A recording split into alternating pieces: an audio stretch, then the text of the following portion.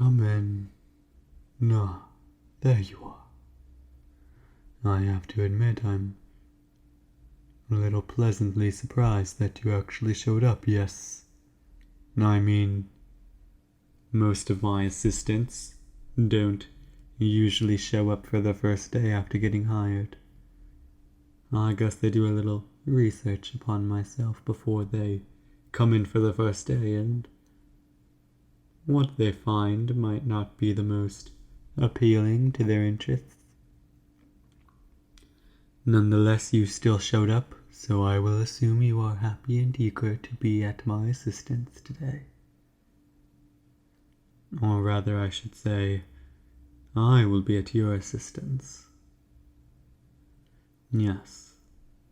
In case you haven't been able to tell, this room you're in right now is my workshop. It's where I create my masterpieces, some would say. Though that's a very small amount of some, of course. Most people think I'm a monster.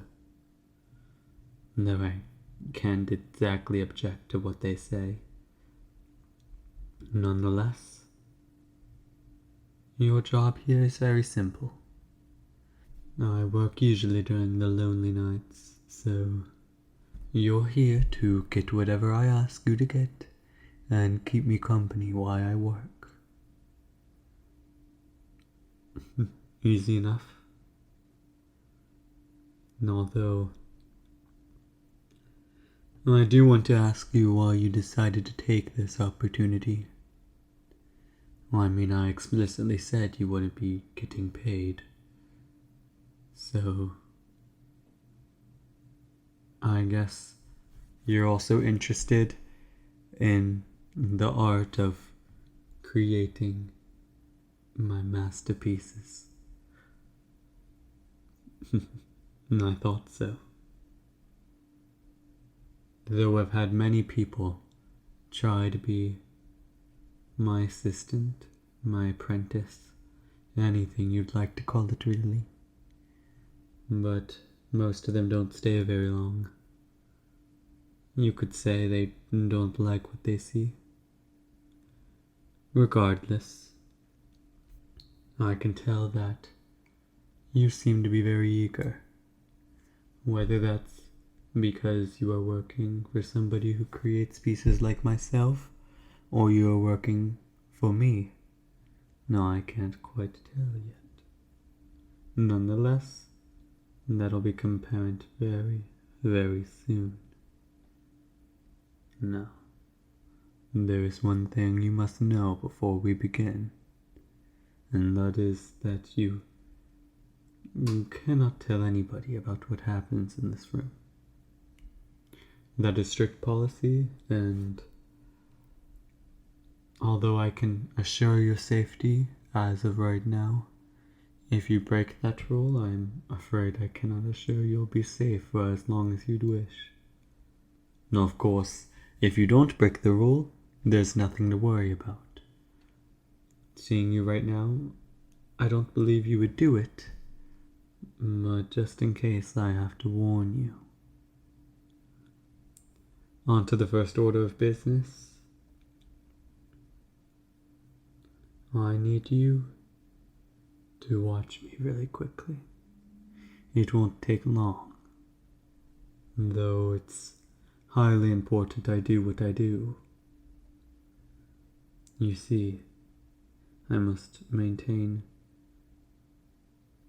the well-being of my creations. Let's just put it that way.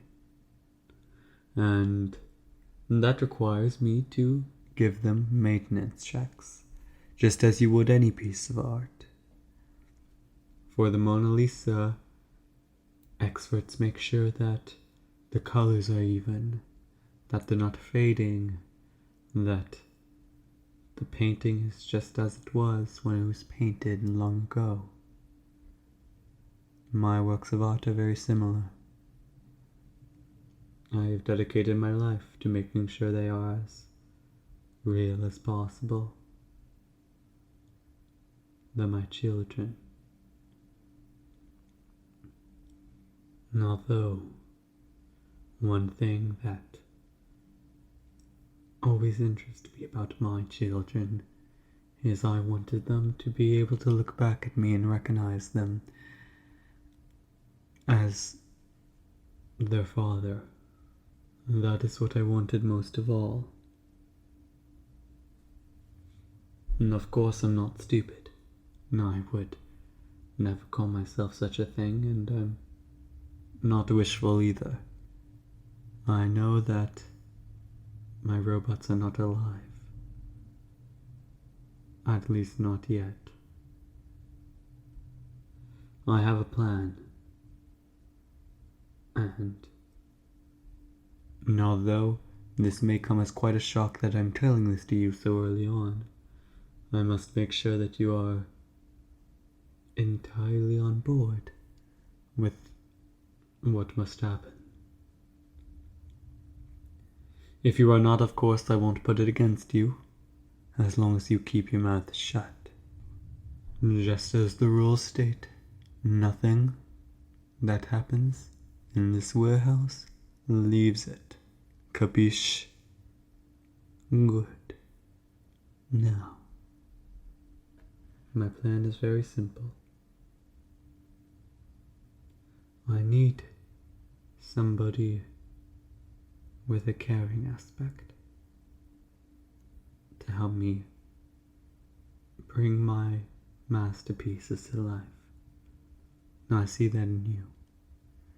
You have that perfectly adorable face, those pretty eyes, and those pink lips. Now I see that you have care in you. It's exactly what I need. Somebody who would be able to see the true intentions behind my actions. Now I will admit, nobody in history is entirely a bad person. Everybody has intentions that they believe is good, and from their mindset, they're doing what's right. Whether it's right in the grand scheme of things is the question for humanity, but at least in their eyes they feel it's correct. And so that's what I will do.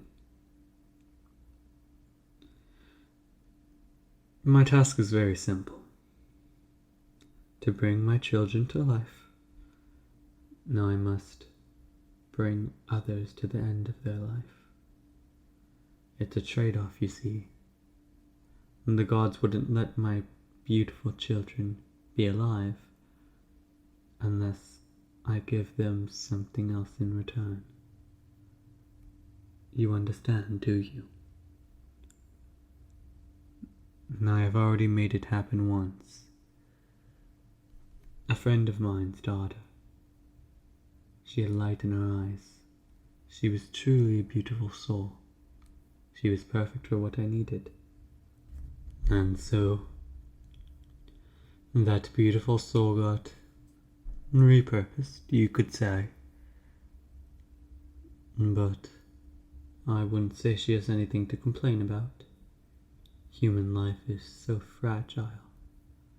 But now she can exist forever in the form of one of my children. And her form will forever stay beautiful. Doll-like, never changing, instead of aging and growing as time does to the human body. So, I need your help. Although you unfortunately are too old to have your soul repurposed into one of my children, and I'm sorry for that, of course I am. If I could, I would preserve your soul. But I need your help preserving others. Pure children, innocent children. Those who deserve a life of infinity. So what do you say? Our first mission is tonight. a little boy. He died. Unfortunately, he died. He was not one I originally intended to turn into one of my children, as he already was one of my children. But I do intend to give him eternal life. And that's what I have to do. I must bring the dead back to life and have him reborn as one of my children again.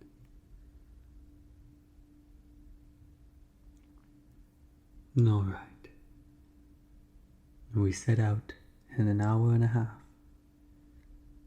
His body is buried in the graveyard only a few blocks from here. This machine in front of you will be his new casket, and subsequently his new skin for the life that was taken too early. Thank you for your help.